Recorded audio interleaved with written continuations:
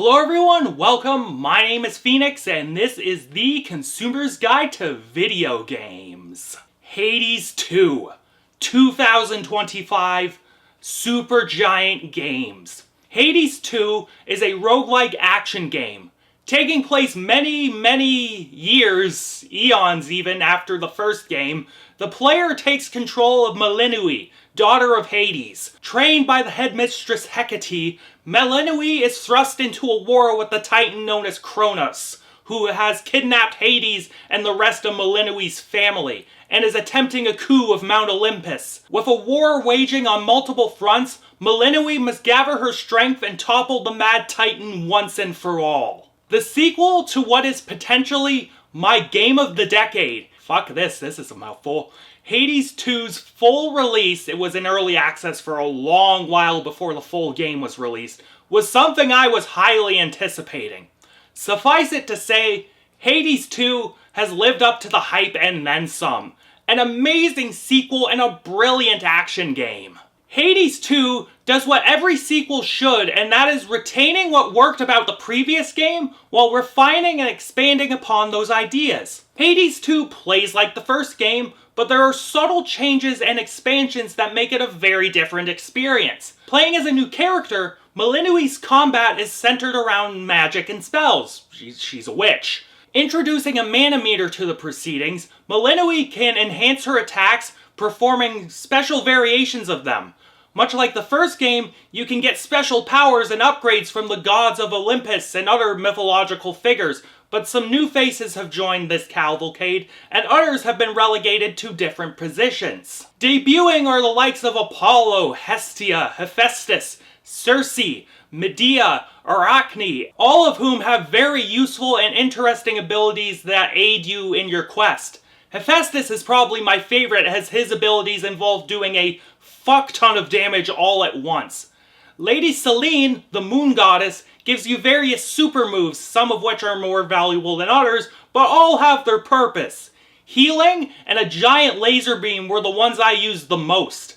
Gods like Artemis, my boy Dionysus, Athena, as well as new faces like Hercules, Nemesis, and Icarus will pop up randomly to give you upgrades or engage in special challenges that reward you with resources. Upgrading your abilities received a massive overhaul, and quite frankly, it is a more robust experience than in the first game. As Melinui's gimmick is magic, her upgrades are presented in the form of tarot cards that you can unlock and equip. However, you can only equip so many, and you have to upgrade your limit regularly. These permanent upgrades are similar to the ones in the first game, such as extra lives and the like, but others revolve around the new mana system, as well as Melinui's different combat system. The more you play, the more resources you can use, and the stronger you get, making runs easier in the process. But the biggest change of them all is that you have to do this roguelike rush not once, but twice. Not only do you have to travel through the underworld, fighting all sorts of new enemies and big bosses, but you get to climb Mount Olympus, having to go through the Greek city of Ephyra, as well as traveling through the Rift of Thessaly in order to get to the mountain itself. The new lineup of bosses, which includes a siren named Scylla, who's the lead singer of a metal band, a possessed Cerberus, the goddess Eris, Prometheus, who is probably my favorite boss in terms of aesthetics, Kronos, obviously, and the beast Typhon will test your skills fully. Typhon will straight up hide his health meter, and Kronos has some nasty one-hit kill attacks, so you better come prepared with the right stack to take these guys down. Aesthetically, the boys at Supergiant gave the graphics a nice touch-up for this sequel.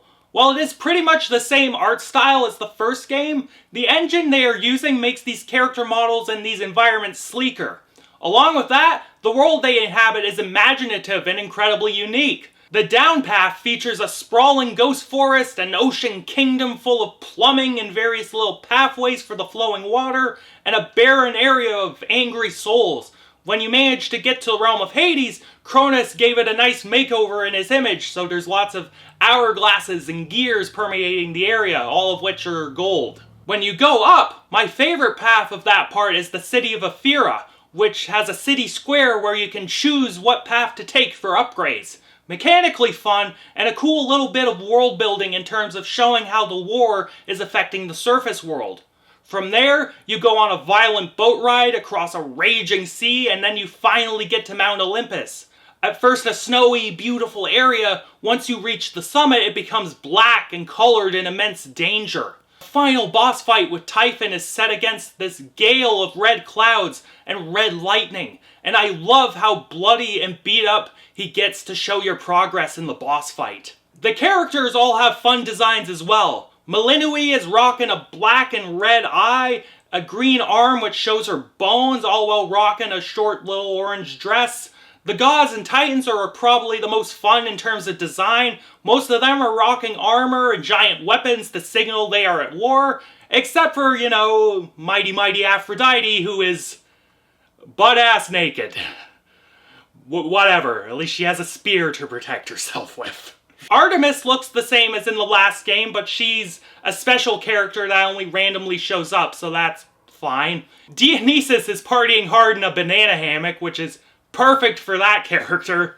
Our main villain, Kronos, has got that sinewy, old man jacked build, and is covered in golden scars and covered in things that symbolize time. Like I mentioned, Prometheus is probably my favorite design aesthetically.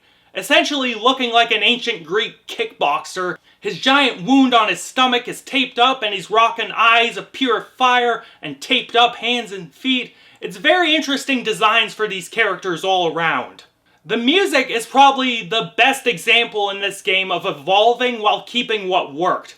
The team of Darren Korb and Austin Wintory remixed the first game's score more or less and gave it a new life. To me, it almost sounds like a Trent and Atticus remix, especially the new version of the main theme. Adding a fat, electronic backbeat to that iconic main theme, it primes you for an adventure that is both familiar but bigger. From then on, you get a mixture of both electronic-tinged club bangers and pieces more in line with the heavy and doom metal stylings of the first game. What also impresses me about this score is just the sheer quantity of music they composed. Some of the bosses have multiple unique themes.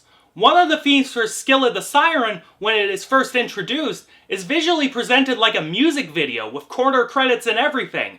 Her themes are all classic heavy metal and hair metal. Like, it's incredible stuff all around.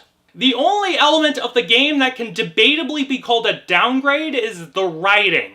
While I much prefer the first game's script, the story of Hades 2 isn't what I'd call a downgrade.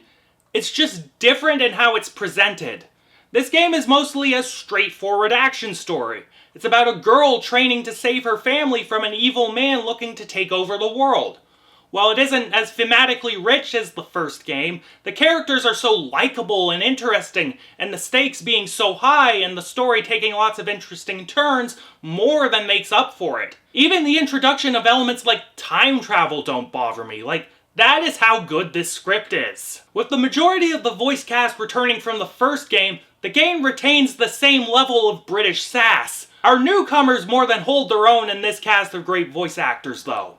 Judy Alice Lee voices our main protagonist Malinui, and she brings a lot to this character. She gives a very straight sort of action hero performance, but with tinges of youthful naivete and pleasant humor. Our main antagonist Kronos is one of the many roles performed by Logan Cunningham, who also voices Hades, Poseidon, Polyphemus the Cyclops, Charon, and Homer.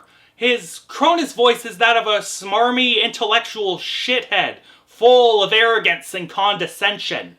Just a massive voice cast full of fun, energetic performances that help bring this colorful world to life so beautifully. Alright, let's wrap this thing up. I've been here a little long. The difference between Hades 1 and 2 is a similar difference to the ones I've experienced with games like Halo 1 and 2 and Borderlands 1 and 2. It all depends on what you want out of your video games. While I believe Hades 1 has a more ambitious and thematically rich story, Hades 2 boasts a more refined and ambitious gameplay loop. Regardless of which one you prefer, you're going to end up playing a stone-cold banger of a game. Hades 2 is replayable to no end, full of imagination and ambition, and it cements Supergiant Games as one of the best development teams working today.